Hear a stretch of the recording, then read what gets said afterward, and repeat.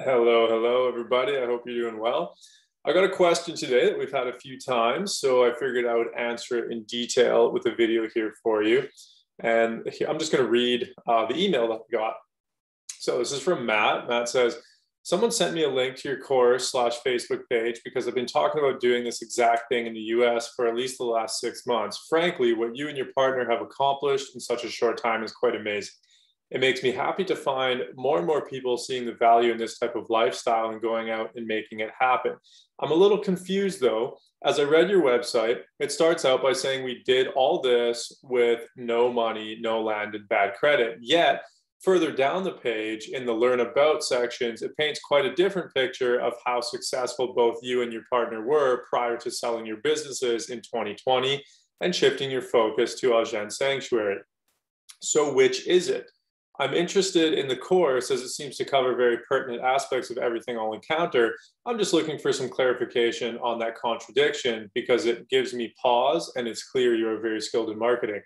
So the reason I want to go over this, and I think this is really important, is this is actually one of the mindset things that we teach in the course. So the mindset here is very zero sum thinking, meaning that it's either or. In this case, it's either we started with no money or we were successful. It's one or the other. But life is multifaceted. So that's actually not reality. It's almost like in this equation, we're forgetting time is a factor. We're forgetting that time moves. So you could be up here at one point in time and you could be down here at a further point in time. I know people that you started from nothing and they built a $300 million business and then they got pushed out and then they went back to zero. Personally, I've been through that journey up and down throughout my career many, many times. And why this mindset of zero sum thinking, or actually what I would call, we actually don't want zero sum thinking, because you can basically, it's like coming to a Y in the road and just seeing either or. It's like it's what I would call what I would want out of this is I would call it non-permanent thinking, because we kind of just think, okay, you're successful, then you're permanently successful, kind of thing. But that's not the case. We've had success in the past, and then we drop down to nothing. And I'll explain our backgrounds and exactly how that happened in a second here. But why this is so important and why we teach this in our course and programs is because a lot of people, we give dozens of tools for somebody to cash flow their land, because the economic sides of these projects is very important. And for example, if you were starting with nothing and the goal is to get land and have a homestead and grow food and have a regenerative farm, let's say, well, we'll do whatever it takes to get there. And we have a toolbox full of cash flow opportunities that we can pick up.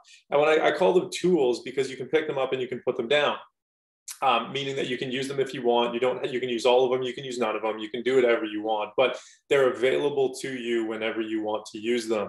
So, for example, maybe you figure out that short-term rentals are going to be the easiest. They're going to be the easiest to set up, and they're going to get you cash faster than everything else. So somebody might come and be like, well, I want to start a farm. I don't want to do that. And they'll just refuse to do any short-term rentals, long-term rentals, or pick up any other tools other than the farming. So if you were to do that, then it's going to make your journey a lot harder. You might not be able to make it by doing that, because these are just step ups. For example, in our first year, we did short-term rentals. Now we don't do any short-term rentals, and we actually focus way more on workshops, retreats, and we're starting our farm. So, but if we didn't do short-term rentals, if we didn't have that mindset, then we would have never gotten to the point of being able to afford the infrastructure to build out for the farm. So that's why it's important, because these are all tools that you can pick up and you can put down. And that's what I mean by non-permanent thinking. You don't have to think of it like you're going to do it forever. But let's get back to the main question here. So which is it? It's both. It's fully both. And, talking about it being a contradiction, it's not at all a contradiction. And I'll explain a little bit about our business background. So Yeah, for example, I'll use Shelby's business because it's a little bit more simple. But and then I'll explain a little bit about my previous, some of my previous businesses models and things like that. But so, for example, Shelby had a partner, and Shelby felt like that he wasn't. It was a 50-50 split, and Shelby felt like he was pulling more weight than the partner, and then he wanted to therefore get equity that would have equaled the weight that he was pulling, kind of thing.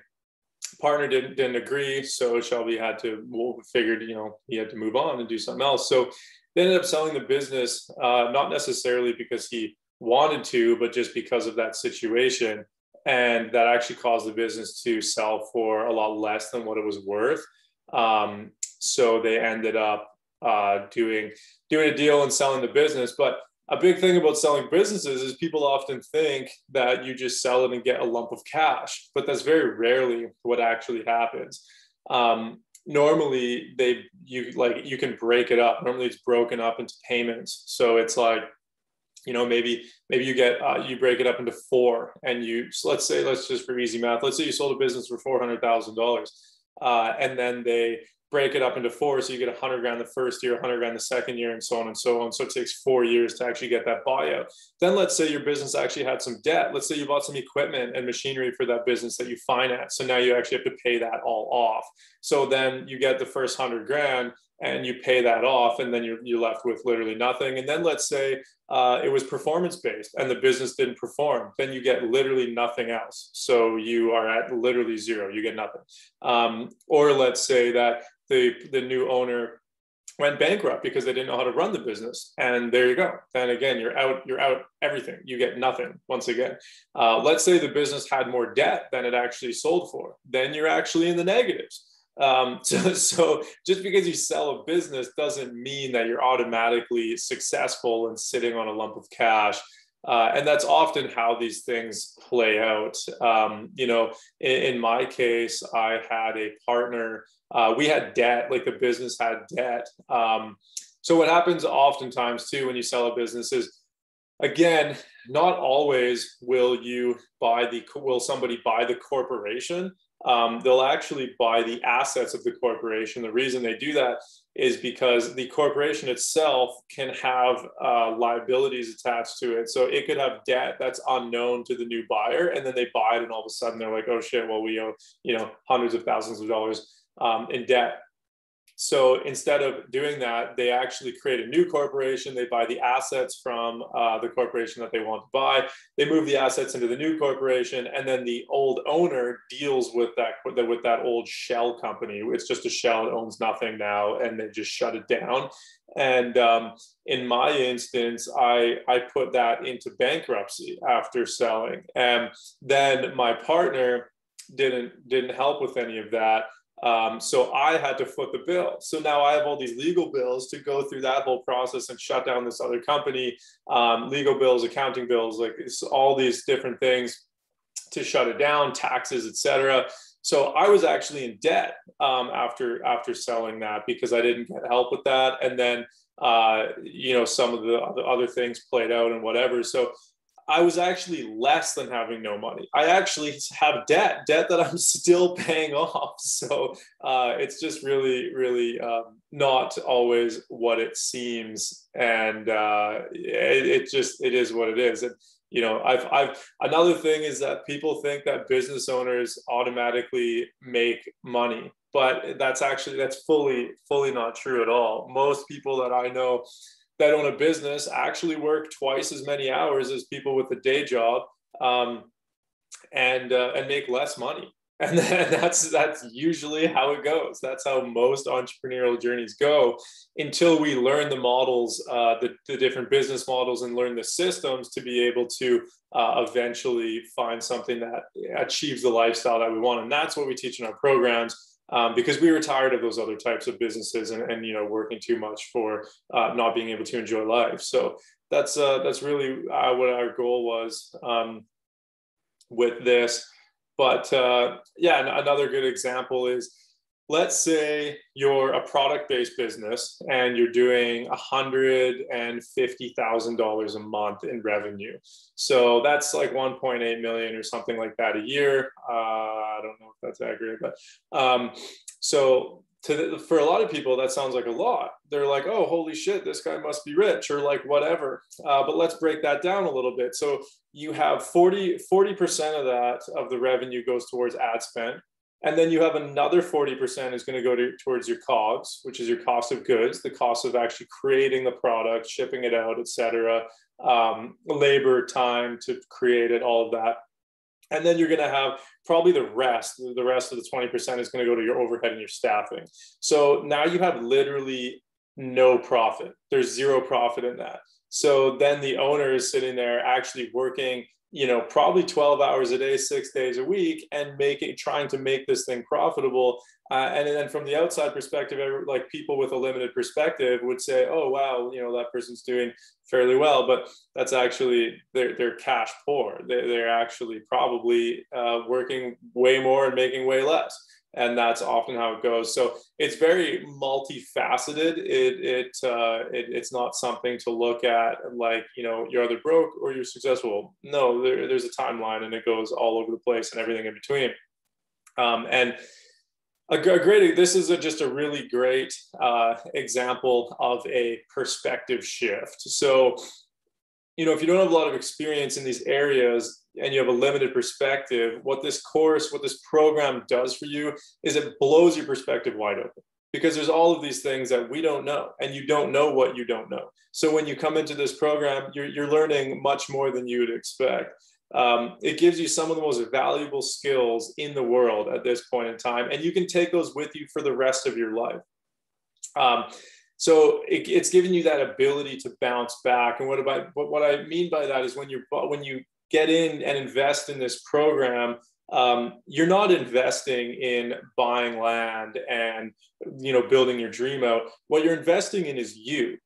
You're investing in your ability to make that happen. And that is invaluable, because the tax man can come and take your land from you, but they cannot take your knowledge and your ability.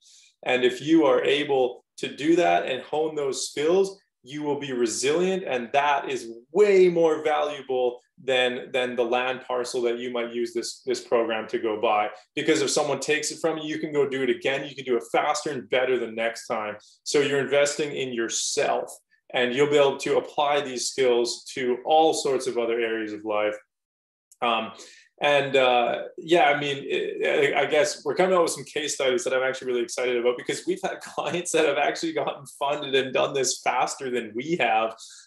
So a lot of people think that it's very fast, and then they kind of they apply that to our history or skill set, and they think that, oh, well, you guys were skilled in these areas and you were able to do it. But actually, there's regular people doing it. We have thousands of clients. We have hundreds and hundreds of clients in our VIP group that we work with personally. And people reach out all the time and tell us these awesome stories. We've had 2 clients reach out in the last couple of weeks that have gotten funded. And one of them is in negotiation. So they have offers. They have 2 or 3 offers on the table within a few weeks of taking the course, I think 3 or 4 weeks. And then another person actually bought land, was under contract. So literally put a down payment down and purchased land within 4 weeks of taking the course, which is way faster than what we did. And I think that's just a testament to that these things really work, and that we're not special. It's the systems and the knowledge and people's effort that they put in that is garnering these results. So yeah, I hope that helps. I hope that broadens perspective a little bit and answers the question around our business history compared to why we actually started with no money and bad credit and no land. So there you go.